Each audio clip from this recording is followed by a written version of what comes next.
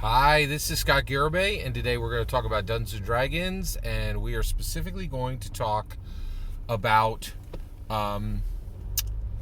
Banshees, the 2022 Oscar-nominated film Banshees of Inisherin, and what we can learn about as Dungeon Masters on how non-player characters in Dungeons & Dragons respond to the charity of the player characters. So it's kind of a deep topic.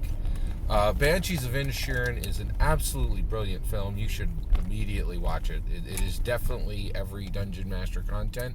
It says a lot about the human spirit. It says a lot about friendship. It says a lot about conflict. It has a lesson on how we make people do things we want them to do. Excuse me. It has a lot. There's a lot in there, right? But I just want to talk about one aspect today, which is how do non-player characters properly receive charity? Okay, and this is a big deal because we're trying to craft a story, right? And we want the story to convey lessons, right? And sometimes we want it just to convey a general message, to repeat something that the people at the table need to hear, right? To reinforce something they may already know, but they may have forgotten or they believe less strongly, right? But we want our narratives to carry a message, right? And in order to do that, we need to have heroes and villains, right? And the world is absolutely separated in heroes and villains right now. We just saw it with Dungeons & Dragons, right? OGL, OSR, Orc, all villains. They carry the banner of forbid. They forbid us from playing Dungeons & Dragons. All villains, right? The people who, actually, I should say, the OGLers, the OSRs, the Orcs, who forbid people from playing Dungeons & Dragons by shouting D&D be gone, right? They're all villains, right? I'm a hero. You're a hero. People who play Dungeons & Dragons, preserve Dungeons & Dragons, protect Dungeons & Dragons, heroes. Heroes and villains. That's how the world's shaped, okay? All right. So basically, what we want to do is hero activity and villain activity occurs. Heroes help, right?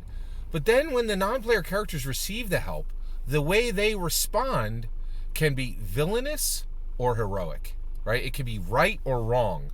It could be annoying or it can be uplifting, right? And so receiving charity is important. All right, so the Banshees of Inisherin gives a perfect example of this. Okay, so Banshees of Inisherin is about two Irish farmers, okay? One's name is Colm, C-O-L-M, right? And one's name is Pedrick. Colm wants to learn, grow, and change. He wants to do more than he did yesterday. He's tired of sitting in the pub and chatting.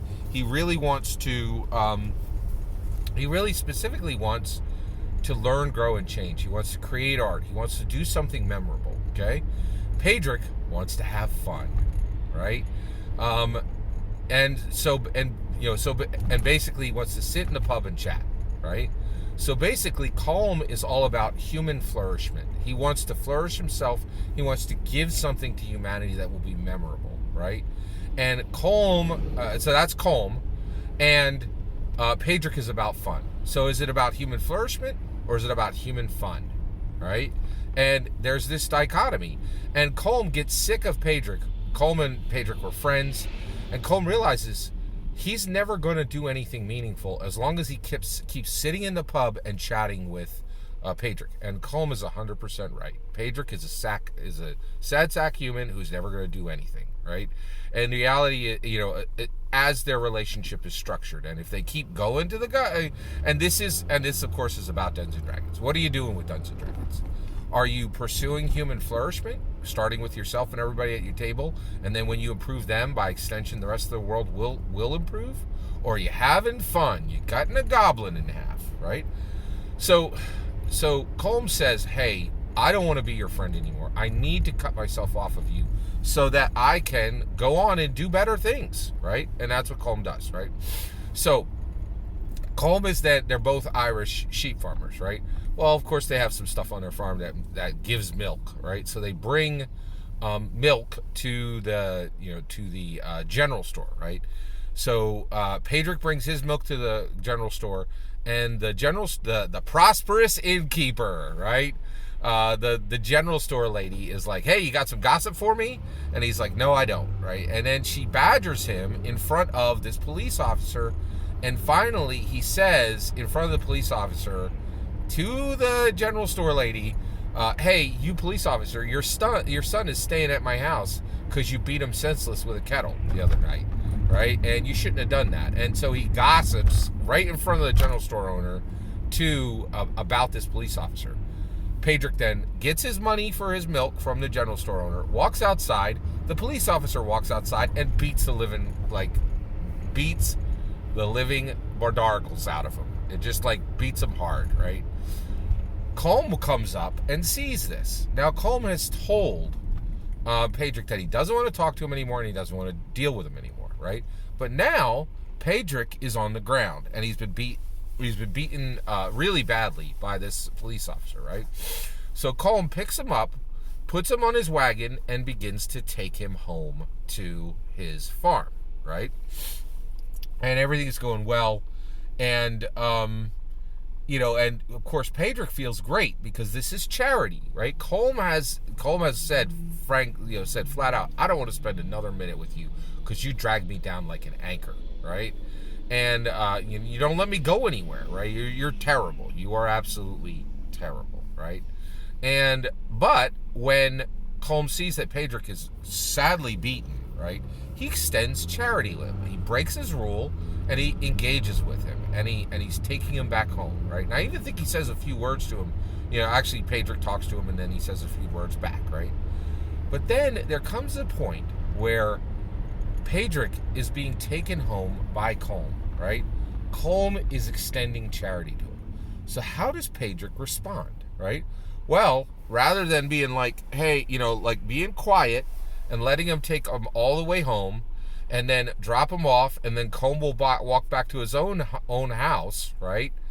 And just honoring the good deed that Colm has done, Pedrick decides to cry. He's sad about their broken friendship. He's sad about being beaten down. He's sad about making the wrong choice, right? Of